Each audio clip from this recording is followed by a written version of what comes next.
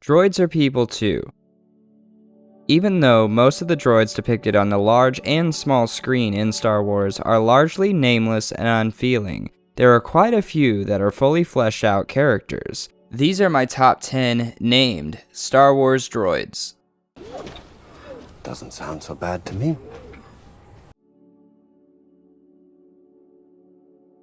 The first and most recently introduced droid on this list, Dio, was a data storage and retrieval unit previously owned by the Sith assassin Ochi. He was recovered from Ochi's ship, the Bestoon Legacy, after being left abandoned on Pisana. Dio was initially very skittish. Hello. No, thank you. A sign of his mistreatment at the hands of Ochi, but quickly warmed up to his new friends. He communicated using a less complex form of droid binary and was capable of speaking Galactic Basic, though it was very garbled with a noticeable stutter, almost as if they were pre-recorded phrases.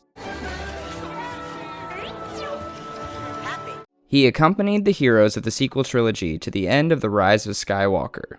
Fun fact, Dio was voiced by director J.J. Abrams. Next up, organic meat bags. We have an entry from arguably one of the best Star Wars games of all time, HK-47. Now technically we are straying out of canon here, but I think this entry is worth it. HK-47 was a Sith assassin droid constructed and programmed by Darth Revan. He went on countless missions and assassinated many targets until he was unable to complete a mission and return to his master. Interestingly, as was common protocol with Sith assassin droids, HK-47's memory was wiped before each mission and could only be restored by completing the mission and subsequently returning to his master. This is part of what led to his estrangement with Revan after an unsuccessful mission. HK-47 went on to serve multiple masters and inhabit multiple bodies over millennia, and even tried to take over a droid army on Mustafar to get rid of the meatbag infestation. At number 8 is lovable orange and white ball and friend of Poe Dameron, BB-8.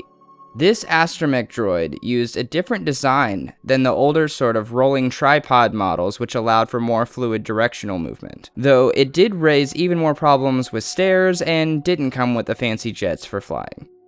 BB-8 accompanied Poe Dameron to Jakku to retrieve the last piece of the map to Luke Skywalker. After the village was attacked and BB-8 escaped, he ended up with Rey and later Finn, and accompanied the three main heroes throughout the rest of the sequel trilogy. This little droid was very popular and became something of a mascot for the sequel trilogy. The only reason I put BB-8 down here at number 8, besides a tiny bit of irony, is that I feel he was made to be too similar to R2-D2 instead of necessarily having his own full personality. Still adorable and fearless though. Speaking of fearless, next is another assassin droid with no regard for other life or his own safety. IG-11 was one of the bounty hunters originally contracted to retrieve the child Grogu at the beginning of the Mandalorian series. He and Din Djarin took out the mercenaries protecting the asset and was steadfast in his commitment to eliminate the child, prompting Djarin to destroy the droid to protect Grogu. The body of IG-11 was later recovered by the Ugnaught Quill and reprogrammed with a new directive of protecting Grogu.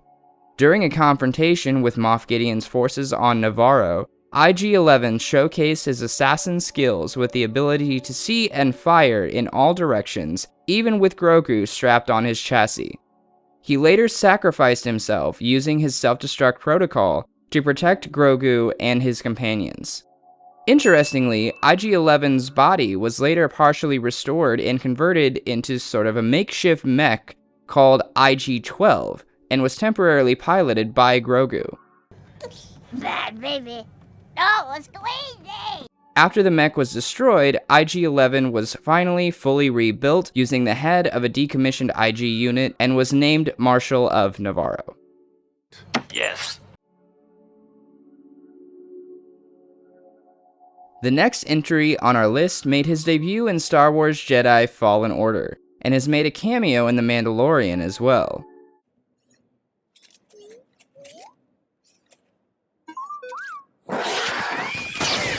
BD-1 was an adorable little bipedal droid that originally belonged to Jedi Master Eno Cordova, and later joined Cal Kestis after being found on Bogano. This little guy can usually be found on Cal's back, helping him navigate and catalog information through scanning items and environments. Side note, I am a bit jealous that he gets to be that close to Cal all the time. Yes, I know he's a fictional character, but he is directly modeled on the actor who voices him, Cameron Monaghan, and he is gorgeous. Anyway, back to the droid. BD had a lot of useful tools, including a scomp link, healing stim dispenser, a holoprojector, and more. He was instrumental in Cal's journey, helping him to navigate obstacles and avoid death on many occasions. Personally, I hope we see more of him in future Jedi games.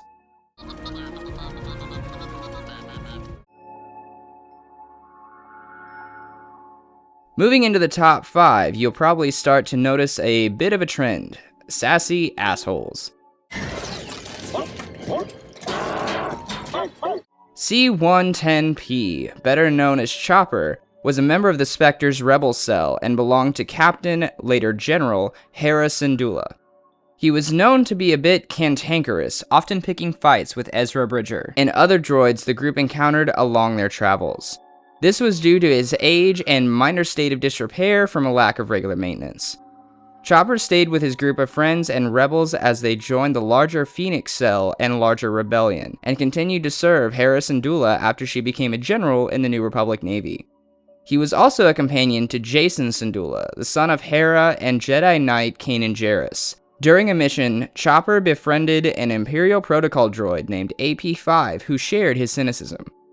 Fun fact, the Phoenix Cell home base on Atollon, the home of the Bendu, was named Chopper Base in honor of the sassy astromech.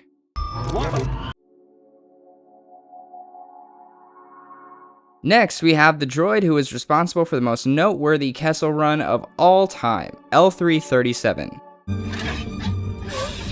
Introduced in Solo as the co-pilot of the Millennium Falcon, when it was owned by Lando Calrissian, she was a self-made droid with a much deeper sense of self-awareness than most.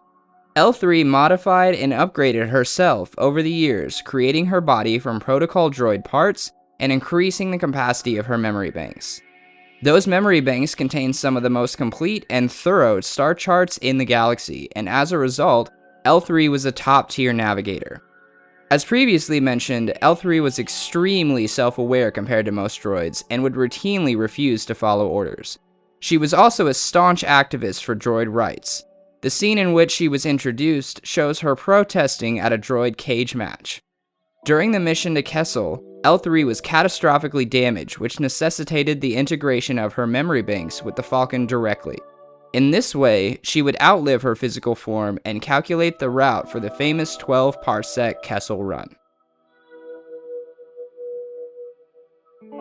Likely the oldest droid on our list is Huyang, sometimes referred to with the title Professor. He taught 1,000 generations of Jedi younglings the art of building a lightsaber after accompanying them to Ilum to gather their kyber crystals. Interestingly, he remembered every lightsaber he helped to create and was able to identify a Jedi based on their weapon. He personally was caring yet snarky, the latter of which was on full display in the Ahsoka series. When interacting with and training Sabine Wren, he often commented that she was the worst Padawan he had seen in all his years. That said, he was still supportive of her and did what he could to bring Sabine and her master Ahsoka closer together. At the end of Ahsoka Season 1, he was left on Peridea with both master and apprentice after Thrawn's escape, but we should see more of him when the show returns.